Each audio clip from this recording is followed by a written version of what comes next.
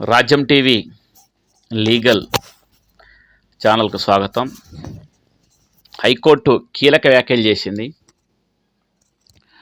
ఆయనలా నిజాం నవాబు కూడా భూములను కూడబెట్టలేదట, లేదంటే కట్టబెట్టలేదు. సారీ, మనము హైకోర్టు వ్యాఖ్యల్ని తప్పుదోవ పట్టవచ్చు. ఆయనలా నిజాం కూడా భూములను కట్టబెట్టలేదు. రంగారెడ్డి పూర్వ కలెక్టర్ అమోయ్ కుమార్ను ఉద్దేశించి హైకోర్టు కీలక వ్యాఖ్యలు చేసింది. నిజాం కూడా వాళ్ళకి తెలిసిన వాళ్ళకు, దగ్గర వాళ్ళకు ఇలాంటి భూములను కట్టబెట్టలేదు, అలాంటి పనులు చేసిండు. హైదరాబాదు గతంలో కలెక్టర్గా పనిచేసిన అమోయ్ కుమార్, ఈయన మీద చాలా వివాదాలు ఉన్నాయి, రకరకాల ఆరోపణలు ఉన్నాయి. అందులో ఇప్పుడు విచారణ కూడా జరుగుతుంది. ఎన్ఫోర్స్మెంట్ డైరెక్టర్ ఈడీ విచారణ జరుగుతుంది. అంటే ఆయన పరిస్థితి ఎంత, ఆయన ఎట్లా చేసిండు అనేది దీన్ని బట్టి అర్థం చేసుకోవచ్చు. భూదాన్ భూములకు వారసత్వ ధృవీకరణ పత్రం జారీపై ఆగ్రహం. చూడండి ఎంత దారుణం అనేది. ఆరోపణలపై అధికారులు సమాధానం చెప్పాల్సిందేనని స్పష్టీకరణ చేసిన హైకోర్టు, భూదాన్ భూములంటూ ఆర్డీఓ ఇచ్చిన ఉత్తర్వులను అప్పీలేట్ ట్రిబ్యునల్ అథారిటీ హోదాలో ధృవీకరించిన వ్యక్తే రంగారెడ్డి జిల్లా కలెక్టర్గా ఉన్నప్పుడు వారసత్వ ధృవీకరణ పత్రం జారీ చేయడంపై హైకోర్టు ఆశ్చర్యం వ్యక్తం చేసింది.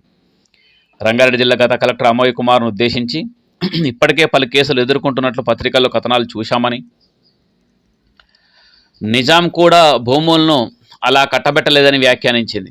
ఆనాడు భూములను దివానీ, సర్ఫేకాజ్, పట్టాలు అనే 3 రకాలుగా గుర్తించిన నిజాంను అభినందించాలని పేర్కొంది. అంటే నిజాం కూడా ఎంత భూమి, ఎవరి ఆధ్వర్యంలో, ప్రభుత్వ ఆధ్వర్యంలో ఎంత ఉండాలి, జనాలకు ఎంత ఉండాలి, అడ్మినిస్ట్రేషన్కి ఎంత ఉండాలి, దాంతోపాటు సామంతులకు, వీళ్ళు జమీందారులు, జాగీర్దారులకు వాళ్ళకి ఎంత ఉండాలి అనేది 3 రకాలుగా, పట్టభూములు ఏంటి, ఇవన్నీ 3 రకాలుగా గుర్తించి నిజాం దానికి బైఫర్కేట్ చేసి అడ్మినిస్ట్రేషన్ చేసిండు భూముల విషయంలో. అసలు ఆ విషయంలో నిజామే బెటర్ ఇప్పుడు ఆ గతంలో పనిచేసిన కలెక్టర్గా పనిచేసిన అమోయ్ కుమార్ కంటే అనే విధంగా వ్యాఖ్యానించింది హైకోర్టు, తెలంగాణ హైకోర్టు. అధికారులపై ఆరోపణలు ఉన్నప్పుడు వారు కోర్టుకు సమాధానం చెప్పాల్సిందేనంటూ సుప్రీంకోర్టు రాజ్యాంగ ధర్మాసనం సయ్యద్ యాకూబ్ కేసులో స్పష్టం చేసిందని హైకోర్టు స్పష్టం చేసింది. హైకోర్టు తెలిపింది ఏమని, అధికారులపై ఆరోపణలు ఉన్నప్పుడు వారు కోర్టుకు సమాధానం చెప్పాల్సిందే అన్నది.